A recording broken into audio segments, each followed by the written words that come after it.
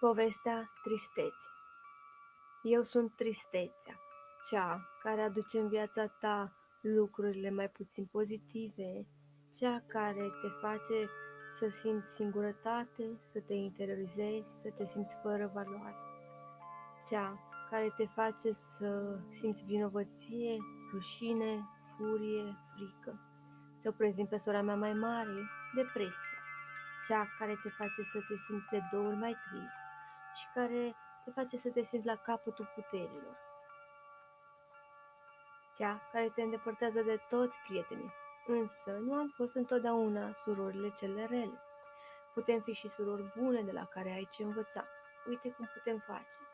Cu ajutorul meditației poți transforma tristețea în bucurie și depresia în liniște și pace, care îți poate oferi mai multă relaxare și mai multe momente plăcute pentru a te bucura de viață.